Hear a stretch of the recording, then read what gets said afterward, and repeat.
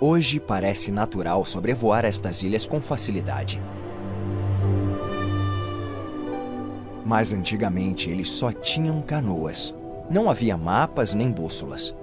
Mesmo assim, nada os impediu. Nas frágeis embarcações de madeira, eles percorreram milhares de quilômetros e conquistaram um oceano. Disseminaram a cultura deles nestas ilhas uma por uma. Eles criaram a Polinésia. Polinésia Francesa. 5 arquipélagos, 118 ilhas. Fragmentos minúsculos espalhados no maior oceano do mundo. Um território composto por horizontes distantes e beleza imaculada. Para apreciar esta beleza, os exploradores vão decolar. Eles vão seguir o caminho dos primeiros navegantes, fundadores de uma civilização do mar, os polinésios.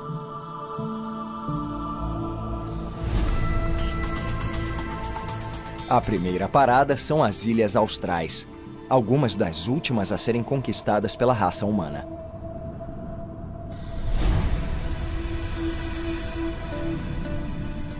Sete ilhas vulcânicas espalhadas no hemisfério sul ao longo do Trópico de Capricórnio. A enigmática Raivavé, Tubuai, que tem forma de casco de tartaruga, Rurutu, emergindo da água, Rimatara, a pequena ilha das aves. E por último, a impenetrável e acidentada Rapa.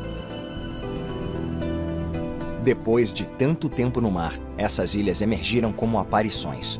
Os navegantes vieram de longe, do Tahiti ou até de lugares mais distantes, em ondas sucessivas. Neste oceano enorme, foram verdadeiros exploradores, equivalentes aos astronautas de hoje. Movidas a velas e remos, as canoas de casco duplo foram as precursoras do catamarã.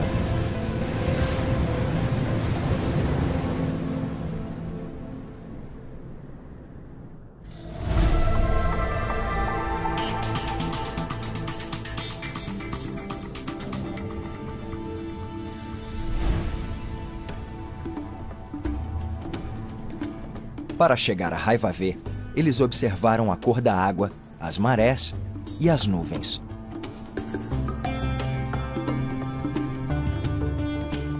Dá para imaginar que eles navegavam em silêncio em meio à névoa, quando de repente o céu se abriu e Raivavé apareceu. Deve ter sido por isso que batizaram esta rocha vulcânica que emerge da lagoa de Céu Aberto. A ilha é pequena, tem apenas 16 km² e é protegida por uma barreira de corais.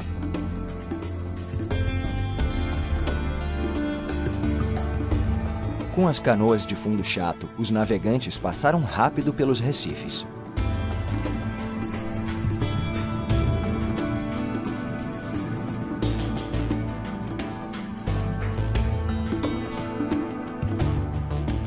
Ao redor de Motu Vaiamano não tem coral e a areia branca dá à água cristalina um tom azul cintilante. Por isso a ilha foi apelidada de Piscina.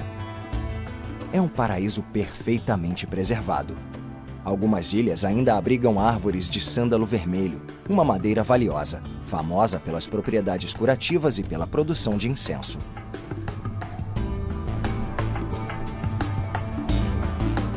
Em alto mar há pouco peixe, mas as lagoas estão repletas.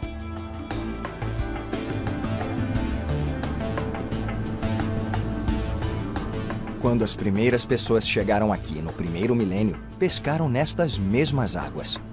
Nada mudou. A lagoa continua sendo uma grande fonte de alimento para os habitantes da ilha.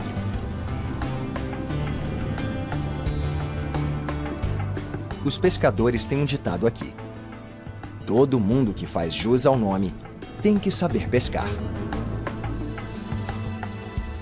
Na proa da canoa, eles observam a água cristalina em busca de peixe-trilha, congro rosa, perca e mariscos. De perto, dá para ver que as canoas de Raivavé são projetadas para a pesca. Elas têm uma proa comprida com uma plataforma na ponta onde o pescador fica em pé, pronto para jogar o arpão. A canoa é montada como um jogo de construção. É uma estrutura complicada formada por pedaços de madeira e fibra de coco trançada. A canoa é o símbolo da Polinésia. É um emblema que prova a origem comum dos polinésios. Como no passado, os habitantes de Raiva-V continuam pescando para sobreviver. Quando pescam demais, compartilham com os outros, seguindo a tradição.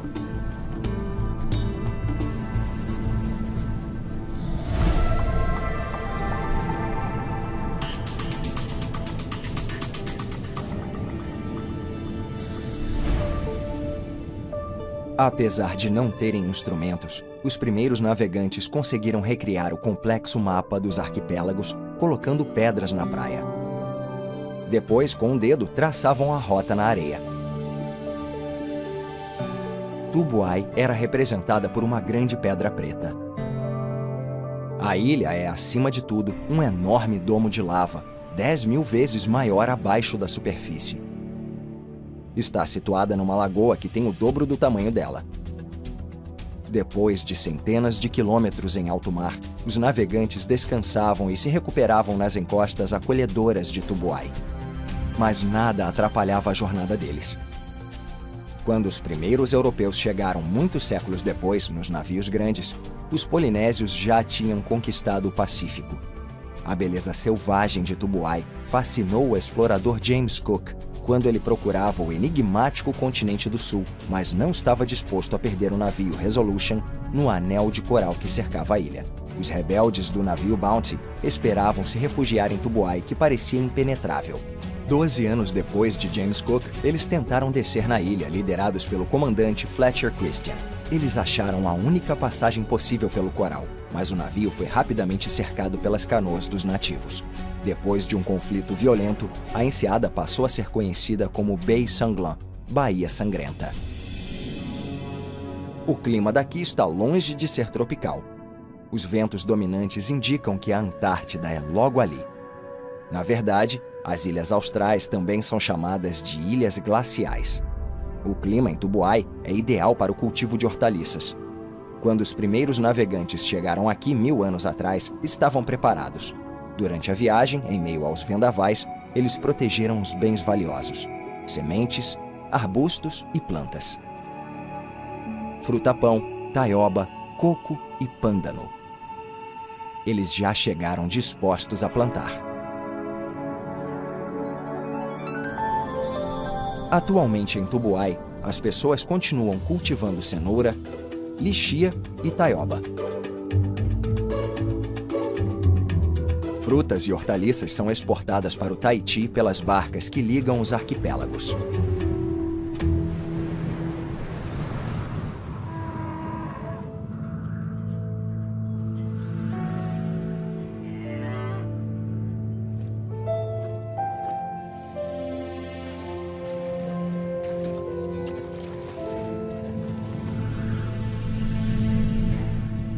Todo domingo, os jovens se reúnem na praia para correr a cavalo no litoral. Talvez sonhem com conquistas e viagens de longa distância como os ancestrais.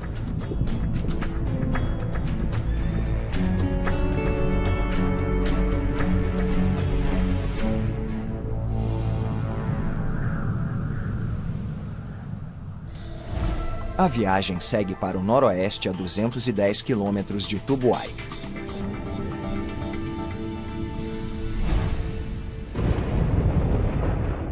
Eles seguiram as estrelas? Eles se dirigiram às nuvens distantes que indicam a presença de uma ilha?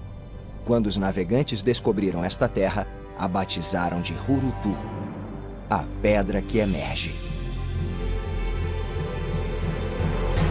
Até James Cook se sentiu intimidado quando viu a ilha em 1769. Ele enviou um baleeiro para fazer o reconhecimento, mas o barco deu meia volta. Havia muitas ondas, muitos corais e muitas pessoas armadas até os dentes nas magníficas canoas de guerra. Então James Cook voltou para o mar e retomou a busca pela mítica Terra Australis. Nesta ilha selvagem, quase dá para ouvir o eco distante dos famosos tambores de guerra, os parrus, e imaginar os contornos dos maraês, altares onde os sacerdotes faziam sacrifícios e comiam tartaruga, o alimento sagrado. Para criar o formato acidentado, a ilha se elevou mais de uma vez. Primeiro, um vulcão se formou a partir de um ponto quente, originando a ilha. Muitos milhões de anos depois, outro choque geológico concluiu o trabalho, perfurando o litoral e fazendo o coral ficar 90 metros acima do nível do mar. Com o tempo, o vento, a chuva e as ondas esculpiram cavernas no calcário coral. Estas bizarras florestas de calcário inspiraram inúmeras lendas fantásticas. Numa destas cavernas, os deuses desciam dos céus em raios de sol. As cavernas também serviram de abrigo para os primeiros habitantes de Hurutu, os navegantes que procuravam terra firme na eterna jornada rumo ao leste. Estas cavernas se transformaram em templos e, às vezes, serviam de abrigo de emergência durante ciclones. Elas fazem parte da alma desta ilha muito especial.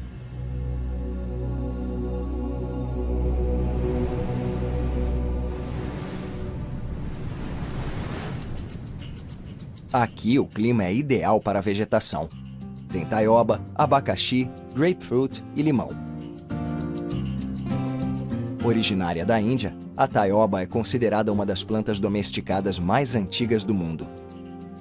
Durante milhares de anos no Sudeste Asiático e nas montanhas da Nova Guiné, as pessoas aperfeiçoaram a arte da agricultura. Quando dominaram a taioba e outras plantas, elas embarcaram na longa viagem pelo Pacífico.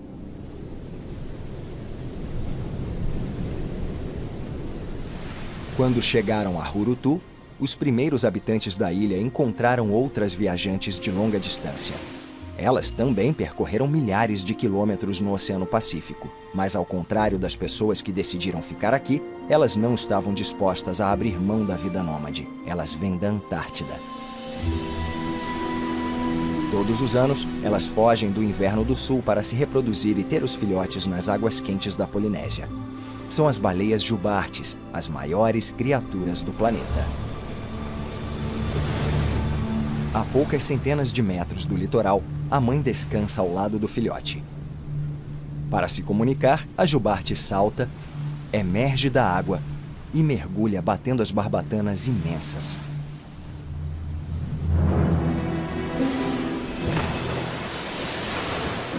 Os filhotes aprendem esta linguagem corporal quando nascem.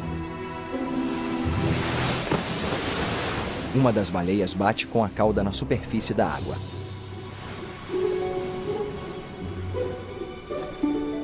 Talvez ela esteja mostrando que está na hora de seguir em frente.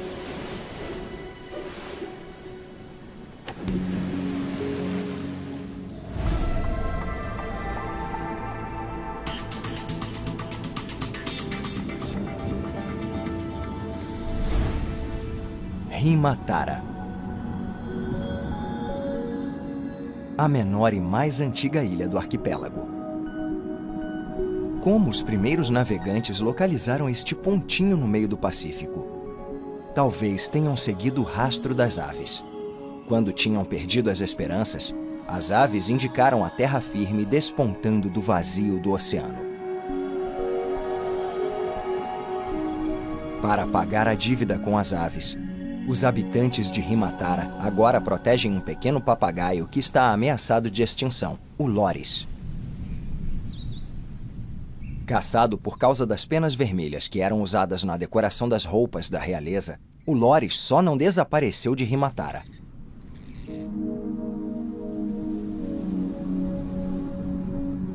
Atualmente, para proteger o papagaio real, os habitantes defendem a ilha da invasão de ratos pretos. Esse rato colonizou toda a Polinésia, menos o Arruca, nas Ilhas Marquesas, e Himatara.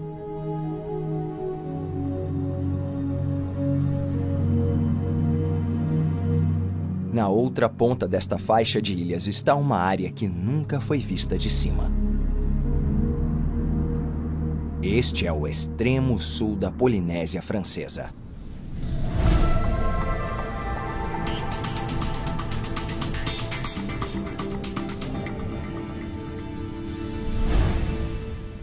Rapa, uma joia ignorada situada a 1.400 quilômetros ao sul do Tahiti. As montanhas basálticas acidentadas e impressionantes também surgiram do oceano. O mesmo vulcão submerso criou todas as ilhas austrais. Forjadas por um forno gigante no manto da Terra, elas se deslocaram na crosta oceânica. A ilha de Rapa é a mais próxima desta forja vulcânica. É a mais jovem e alta do arquipélago. Não tem aeroporto, nem lugar para pousar neste terreno escarpado. O mundo externo só perturba uma vez por mês com a chegada das barcas. Rapa é diferente das outras ilhas. Não tem lagoa, praias de areia branca, nem coqueiros. No inverno, a temperatura pode cair para 9 graus.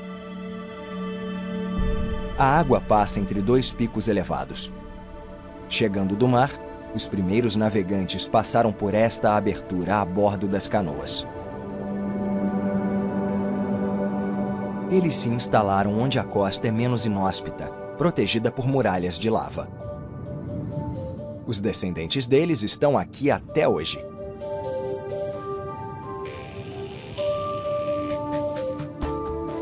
Os dois vilarejos da ilha se situam em margens opostas da água. 500 pessoas moram aqui totalmente isoladas. Os habitantes da ilha cultivam as diferenças deles. É outro mundo. A língua local, o Rapa, difere das outras do arquipélago. Esta sociedade se baseia na partilha e no auxílio mútuo, e é liderada pelo Toitu, um conselho de 12 sábios. Como os 12 clãs antigos que viviam na ilha, cada um é um microestado individual protegido atrás de fortes. O litoral impressionante de Rapa ainda contém as ruínas desses vilarejos fortificados que foram construídos em cima do vulcão. As vacas e as cabras voltaram a ser selvagens nesta ilha peculiar.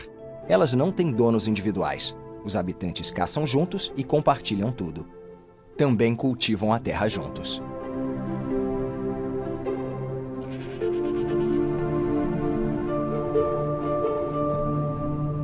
Por estar satisfeito, o povo de Rapa protege a ilha de influências externas com unhas e dentes.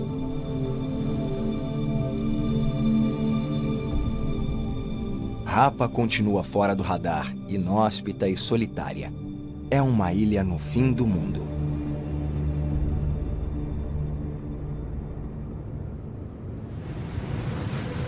Agora é hora de sobrevoar outro arquipélago deste território disperso. As Ilhas Gambier, uma das últimas áreas descobertas no Pacífico. Depois das Ilhas Tuamotu, no extremo sudeste da Polinésia, as Ilhas Gambier ficam a cerca de 1.600 quilômetros do Tahiti. Os primeiros navegantes passaram por aqui conduzindo as grandes canoas de casco duplo. Eles atravessaram esta enorme barreira de corais de 90 quilômetros de extensão que cerca o arquipélago. Poucos mergulhadores se aventuram nesta água azul turquesa, mas esta barreira de corais abriga uma diversidade impressionante. As condições climáticas estão perfeitas. A temperatura da lagoa está a 24 graus, ideal para o crescimento do coral. E o influxo contínuo de água do mar garante uma oxigenação perfeita. A lagoa tem tantos tipos diferentes de coral que nem todos foram catalogados ainda.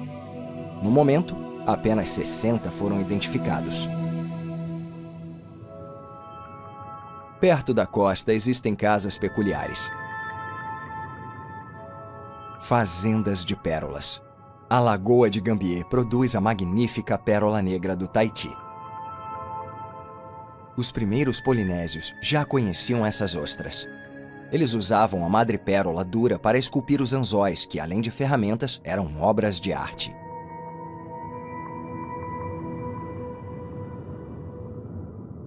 As pessoas que descobriram as Ilhas Gambier chegaram do oeste. Depois de semanas no mar, elas viram o Monte Duff despontar no céu.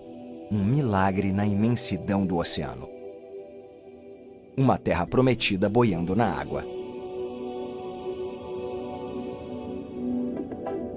Mangareva, a maior ilha do arquipélago, tem esse nome porque, à primeira vista, parece uma montanha flutuante. A mata viçosa está presente da costa até os cumes. Os primeiros colonos foram responsáveis pela diversidade da vegetação exuberante. Nestas ilhas isoladas no meio do Pacífico, novas espécies são introduzidas bem devagar pelo vento e pelas correntes. Os navegantes e colonos polinésios aceleraram o processo, trazendo plantas e animais que alteraram completamente o ecossistema. Infelizmente, muitas espécies foram dizimadas depois do primeiro contato, mas com o tempo, esta colonização biológica enriqueceu a biodiversidade local e plantas e animais úteis se desenvolveram.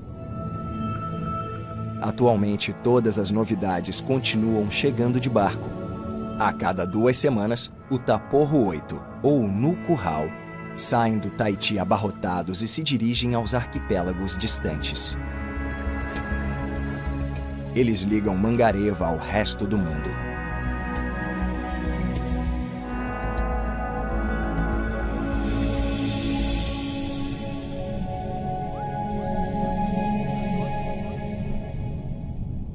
No meio deste isolamento, surgem imagens incongruentes na vegetação. Igrejas que foram construídas por milagre.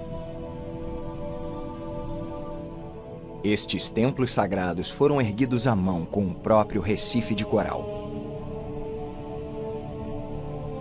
Blocos de coral foram levados numa jangada remada por 20 mangarevianos a mando de Père Laval, um missionário dedicado. Enviado por Roma em 1834 para converter os nativos do arquipélago, Père Laval instaurou a teocracia em Mangareva. Todas as igrejas foram pintadas com a cal produzida com o coral.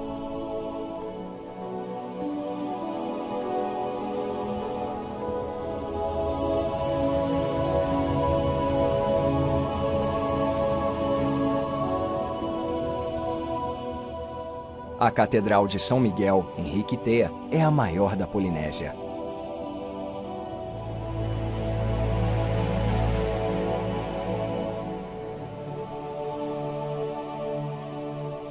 No geral, cerca de 100 edifícios foram construídos por estes artesãos do fim do mundo. A cultura tribal gerava guerras, abrindo espaço para o cristianismo. O novo fervor religioso se refletiu na construção destas igrejas de coral. Apesar das inúmeras proibições impostas pelos missionários no século XIX, os habitantes conseguiram manter uma das danças tradicionais, a Pei, que significa bater os pés no chão. Cada espetáculo conta uma história da mitologia de Mangareva em forma de musical. A Pei representa parte da memória do povo e a identidade dele.